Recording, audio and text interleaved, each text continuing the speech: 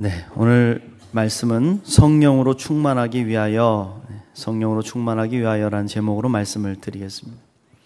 6월 달부터 우리 교회는 사도행전 말씀을 이제 묵상하기 시작했습니다. 우리가 성령 강림절을 보내고 사도행전을 묵상하게 하시는 하나님의 뜻이 분명히 계시다고 믿습니다. 사도행전을 영어로 액츠라고 하는데 액츠, A-C-T-S, 사도들의 행전, 행동들, 그렇게 번역을 할 수 있을 겁니다. 한문으로는 행전이란 행실 행자에 전기 전자를 쓰죠. 그래서 행함, 행실의 기록이라는 뜻을 가지고 있습니다. 바로 예수님의 제자들, 사도들의 행실에 대한 기록이다, 그렇게 표현하면 될 것 같습니다. 오늘 사도행전을 읽으면서 예수님의 제자들의 모습을 보게 돼요. 마치 영화를 보듯이 펼쳐 보여주시는 그런 은혜를 받게 되죠. 그리고 그 교훈을 따라서 그 삶을 우리도 따라 살기로 다짐하게 되는 겁니다. 저는 이 사도행전이라는 제목을 가슴에 새기면서 그리스도인의 삶은 행실로, 우리의 행전으로 증거되어야 한다는 그런 생각을 하게 됐습니다. 우리가 머리로 이해하고 공부해서 지식을 가지고 있다고 해도 거기에만 머물러서는 안 된다는 겁니다. 그건 죽은 신앙이죠. 야고보 사도가 이야기했듯이 행함이 없는 믿음은 죽은 믿음입니다.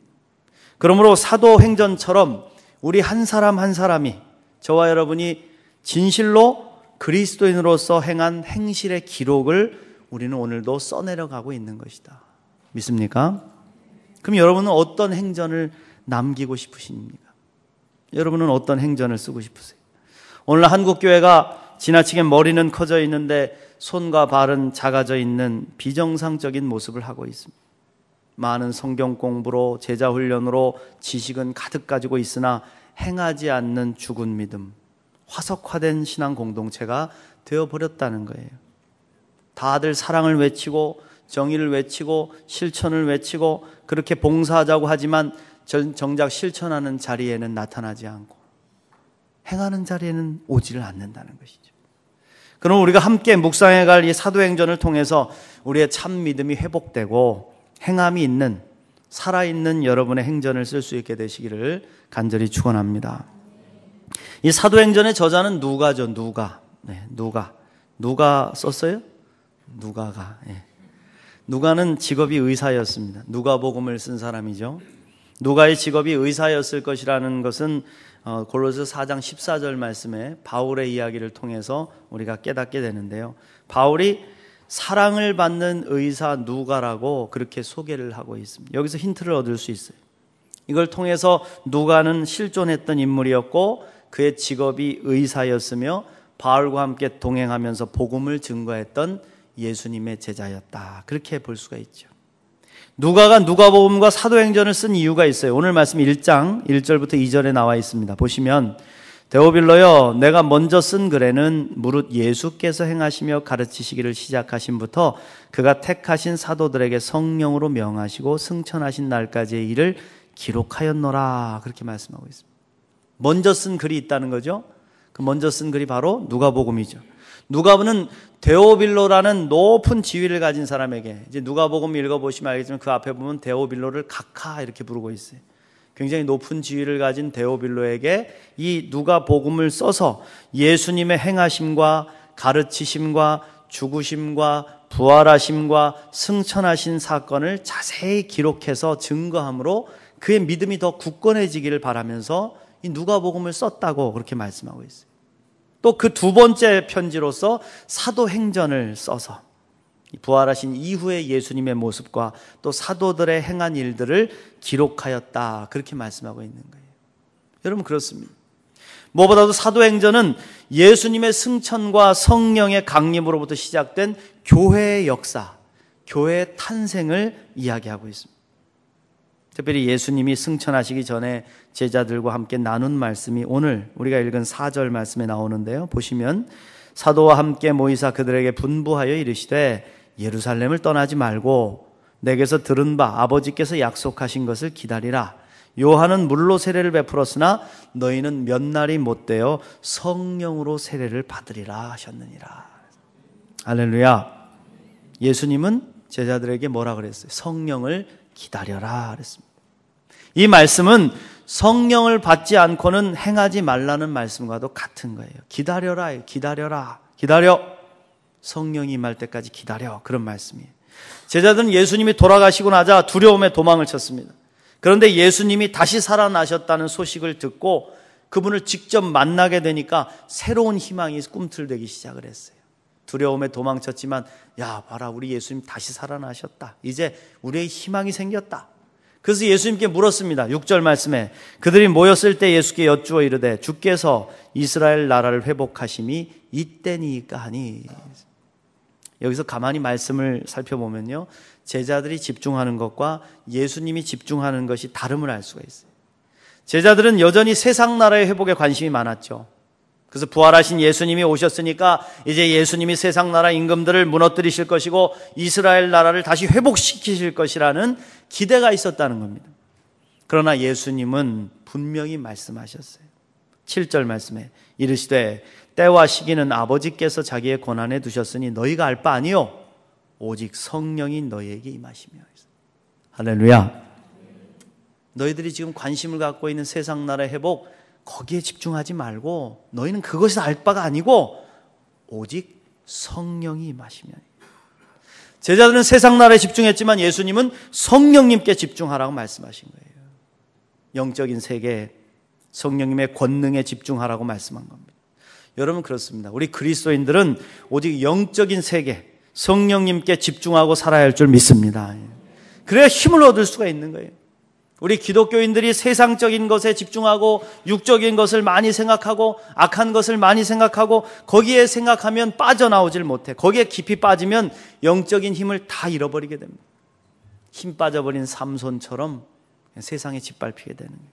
그러므로 우리는 어둠이 아닌 빛을 묵상하고 세상이 아닌 성령님을 의지하고 우리 구주 예수 그리스도를 바라보며 살아야 할 줄로 믿습니다. 그래야 우리 영이 살아나고 꽃을 피운다는 거예요. 예수님은 제자들에게 성령님께 집중해야 하는 이유를 말씀하셨는데 8절 말씀에서 오직 성령이 너희에게 임하시면 너희가 권능을 받고 예루살렘과 온 유대와 사마리아와 땅끝까지 이르러 내 증인이 되리라 하시니라 그랬어요. 여러분, 예수님 제자들에게 승천에 올라가시면서 유언을 남기셨죠. 그 유언이 뭡니까? 예루살렘과 온 유대와 사마리아와 땅끝까지 이르러 내 증인이 되라. 다른 말씀하지 않아요. 내 증인 되라. 그런데 이 일을 감당하기 위해서 먼저 해야 될 일이 있으니 바로 성령의 권능을 받아라 이겁니다. 왜? 성령의 권능 없이는 결코 이 일을 감당할 수 없기 때문이죠. 여러분, 성령의 힘이 없으면요 우리가 전도 못해요. 복음 못 전해요. 예수 믿으라고 한마디도 할 수 없어요. 성령께서 우리를 감동시켜 주시지 않으면 우리의 입술에서 예수님의 이야기가 나올 수가 없는 겁니다. 그래서 예수님은 우리에게 먼저 성령님을 기다리라고 말씀하신 것이죠. 그래서 제자들은 예수님의 말씀에 순종했습니다. 그래서 그들은 성령님이 오시기를 기다렸어요. 사도행전 1장 14절 말씀에 13절부터 보시면 들어가 그들이 유하는 다락방으로 올라가니 베드로, 요한, 야고보, 안드레와 빌립, 도마와 바돌로메, 마테와 및 알페오의 아들 야고보, 셀로신, 시몬, 야고보의 아들 유다가 다 거기 있어 여자들과 예수의 어머니 마리아와 예수의 아우들과 더불어 마음을 같이하여 오로지 기도에 힘쓰더라 그랬습니다. 할렐루야. 제자들과 많은 사람들이 뭐 했다고요? 기도했습니다. 기도하면서 성령 충만을 기다린 것이죠. 여러분, 그렇습니다. 우리가 행하는 모든 사역, 그리스도인들이 행해야 될 모든 일들은 성령의 도우심이 없이는 할 수 없습니다. 왜 그렇습니까? 영적인 일이기 때문에. 영의 일들은 성령님 없이 행하면 반드시 지치고 고갈되고요 문제가 일어나게 돼 있어요. 성령님의 주신 능력으로 행하지 않고 인간적인 능력으로, 인간적인 생각으로, 인간적인 기준으로 행하면 반드시 지쳐서 낭망하고요 그리고 상처받게 돼 있습니다. 우리가 교회에서 열심히 신앙생활도 하신 것 같고 은혜 체험도 하신 것 같은데 탈진해서 넘어지는 분들을 보게 됩니다. 목사님, 저 아무것도 시키지 마십시오. 당분간 가만히 내버려 두십시오. 사실 신앙생활 잘하면 할수록 행복하면 좋겠는데 그렇지 못할 때가 많다 이겁니다. 대부분 시험 들거나 힘 빠진 분들을 보면 교회에서 참 많은 일들을 감당하시는 분들, 웬만한 신앙인들 평생 하기 어려운 일들을 혼자 여러 번 감당하시는 분들이에요. 그런데 넘어집니다. 왜 그렇습니까? 지쳤기 때문에. 실족해서 넘어지는 분들이 대부분이 열심히 일하는 사람들이에요. 열심히 일하지 아니하고 그냥 교회만 왔다 갔다 해서 사람들하고 부딪히지도 않고 다니는 분들은 실족이 뭔지도 몰라요. 근데 교회 전면에 나서서 열심히 일하는 분들은 지치면 더 깊이 넘어지기가 쉽습니다. 왜 지칠까요? 왜?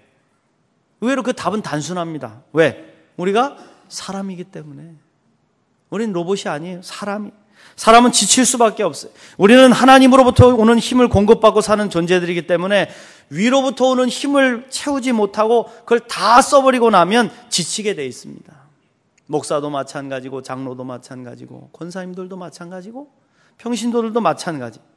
성령님의 은혜와 힘을 의지하지 않고 내 힘을 의지하면 지칠 수밖에 없어요. 교회에서 일하다가 지친 분들의 대부분이 너무 열심히 일하다가 하늘의 은혜를 다 소진시켜버린 분들. 은혜 충만히 받고 예수님 사랑한다는 뜨거운 열정으로 사역을 감당해 가는데 근데 시간이 점점점 흐를수록 그렇게 뜨겁게 받았던 은혜가 소멸되기 시작을 해요. 다시 채워야 하는데 채울 겨를도 없이 퍼내서 쓰기만 하다가 지쳐버린 것이죠. 등잔의 기름은 채우지 않고 계속 태우기만 하면 나중에 심지마저도 다 타버려서 다시는 불을 붙일 수 없는 상태가 되는 것과 마찬가지예요. 그러므로 우리는 언제나 성령님께 집중해야 돼. 성령의 기름 부으심이란 말이 괜히 있는 게 아니에요. 성령의 기름 부으심을 통해서 우리의 등잔에 계속 성령께서 공급해 주시는 기름이 공급해서 차여져 있어야 돼요. 세상이 아니라 사람이 아니라 성령님께 집중해야 된다. 믿습니까? 성령님께서 공급해 주시는 그 은혜, 권능을 받고 일해야 된다. 그래야 끝까지 충성할 수 있는 거예요.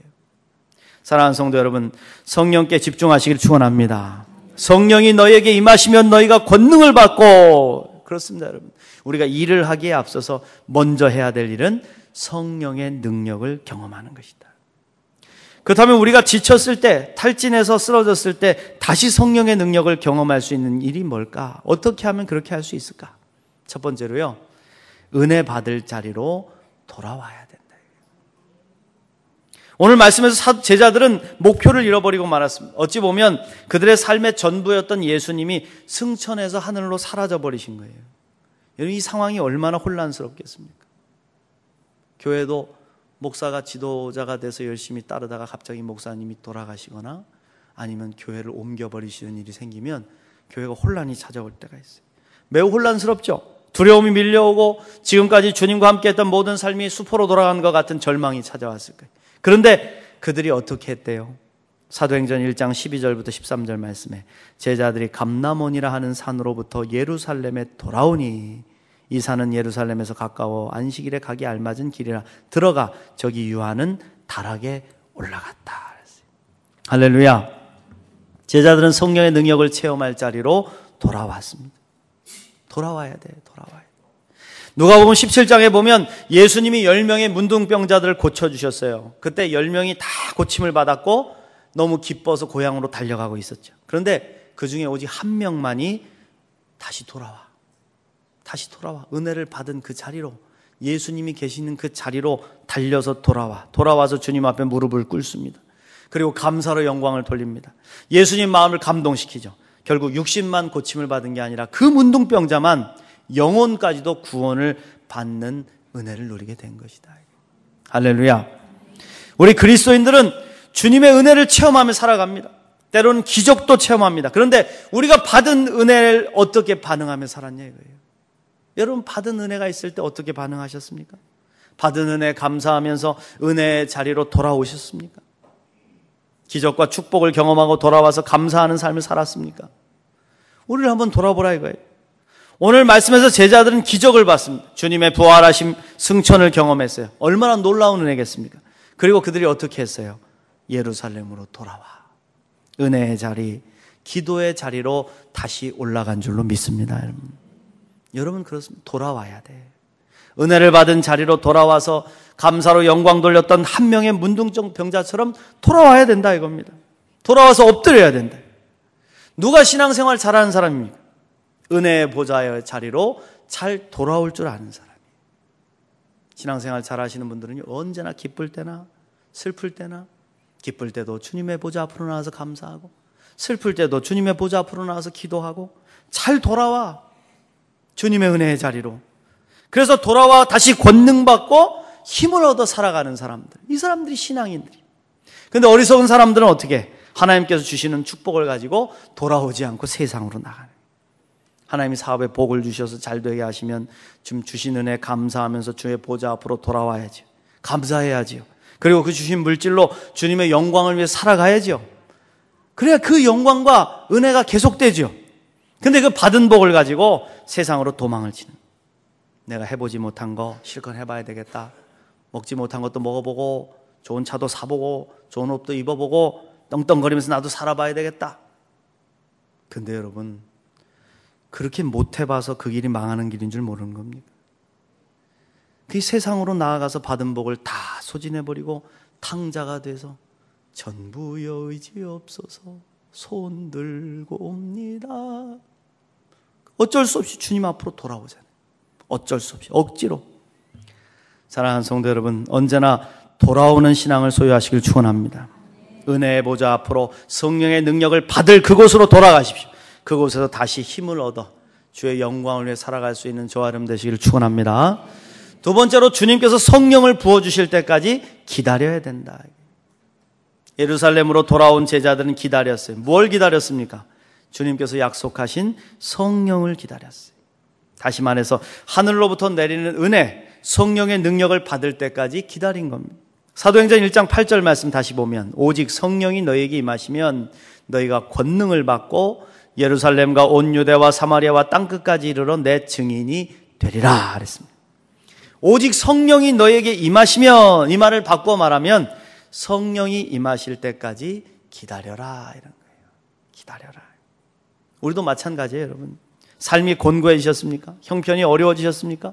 무언가 정돈되지 않아서 막 어지럽고 지쳐 있습니까? 조용히 주님 앞에 엎드려 기다리셔야 돼요. 기다려야 돼요, 여러분. 주님의 은혜가 나를 감싸고 능력이 임할 때까지 기다려야 됩니다. 그 새롭게 은혜를 체험하고 새로운 소망과 목적을 가지고 일어설 때까지 기다릴 수 있어야 돼요. 가야 할 길을 잃어버렸다면, 지금 방황하고 있다면 잠시 걸음을 멈추고 주님의 보좌 앞에 나와서 엎드려 기다려야 돼요. 말하지 말고. 어떤 분들은 보면 방황할 때 꼭 말로 다 까먹어. 말로 돌아다니면서 말로 다 그냥 자기 스스로 그냥 하나님을 막 배반하는 말들을 하고 상처를 막 주고 돌아다녀요. 그리고는 다시 돌아올 수 있는 퇴로를 끊어버리는 거예요. 그 다리를 끊어버려요. 자기가 돌아와야 사는데. 또 어떤 분들은 버둥거려요. 좀 주님 앞에 엎드려 주님이 안아주실 때까지 기다리면 좋은데, 안아주시려고 하면 뻐둥뻐둥 돼가지고 막 답답하다고 막 괴롭다고 막 정신없다고 막. 그리고는 하나님의 은혜의 자리를 박차고 떠나버리는 거예요. 제자들은 다락방에 모여 기도하면서 기다렸습니다. 주님의 뜻이 밝히 보일 때까지, 주님의 능력이신 성령이 임할 때까지 기다렸다. 우리에게도 이런 기다림의 신앙이 있어야 될 줄로 믿습니다. 좀 기다리세요. 말하고 싶다 그래도 주님보다 앞서지 말고 좀 기다리세요. 행동하고 싶어도 좀 기다리시고. 그래서 저는 찬양 가운데 You Raise Me Up이라는 찬양 참 좋아합니다. 어떻습니까? 내 영혼 지치고 피곤할 때에 근심 걱정 내 마음 짓누를 때 난 잠잠히 주님을 기다리네. 주님 내 곁에 오실 때까지 주 날 일으켜 산 위에 세우네. 거친 바다 위 걷게 하시네. 주만 의지할 때 강함 주네. 크신 능력 내게 부어주시네. 할렐루야. 여러분 그렇습니다. 기다려야 돼. 피곤하고 지칠 때, 근심 걱정이 내 마음을 짓누를 때, 주님이 내 곁을 떠나간 것 같을 때, 괴로울 때, 고독할 때 잠잠히 기다려라.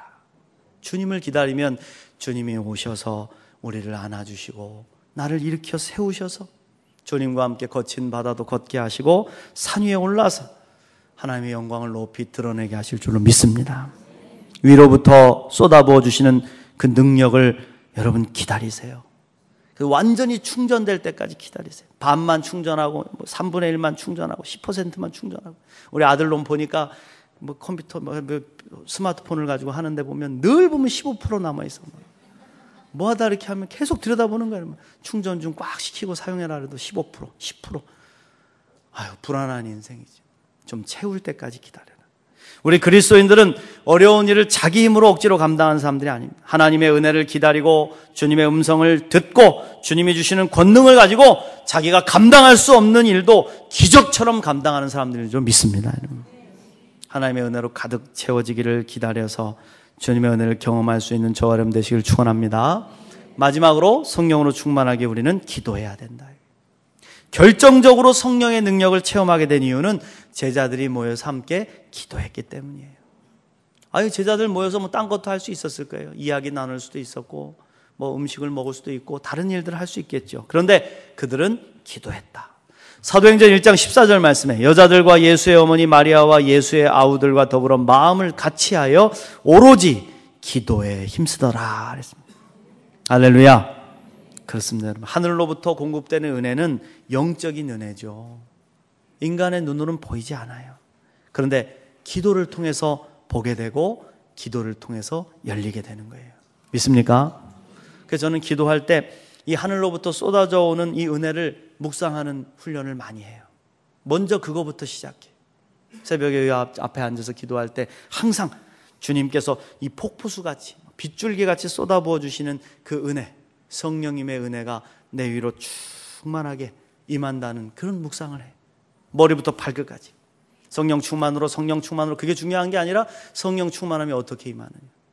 금빛가루 같이 강력한 햇빛같이 그것이 내 머리부터 발끝까지 조명하여 적시는 거예요. 그게 은혜의 통로가 돼서 나를 적셔서 나를 충만하게 하면 이 제단으로부터 흘러 넘어가는 거예요. 여러분 모르시죠? 제가 그렇게 묵상하며 기도하는지. 흘러 가서 이 자리에 앉아서 기도하는 성도들을 적시는 거야. 머리부터 발끝까지 주의 성령의 빛이, 거룩한 빛이 능력으로 적셔.